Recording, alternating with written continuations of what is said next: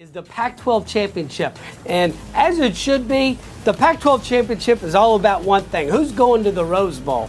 And we have Washington at Utah, and it's also a rematch. 21-7. Washington won that game in September. But as we know, Jake Browning has 38 career wins. Myles Gaskin showed why he's a four-year senior, and he's rushed for 1,000 yards for 4 years in a row for Washington. We saw that against Washington State. Rose Bowl on the line, Mark. Talk to us. Well, you mentioned it all. Myles Gaskin, he's healthy now. Last week he had 170 yards and 3 touchdowns in one of their biggest games of the year against Washington State, the rivalry in the Apple Cup.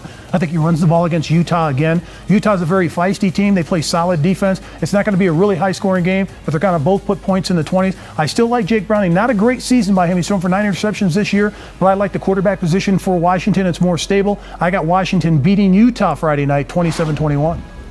Well, last time they played was like the 4th week of the season at Utah. And I think Washington prevailed something like 24-14, 24-7, something like that. I think Washington is an outstanding defense football team. I certainly hope Washington wins because I think they'd be the most respectable opponent in the Rose Bowl for Ohio State or whoever else happens to be there, the opponent there. But I love Gaskin. I love the defense of Washington. I look for them to win because Utah right now is not playing as well as they did earlier in the year when they lost to Washington because they've had an awful lot of different injuries, etc., which certainly has curtailed their performance. Washington 28, Utah 10.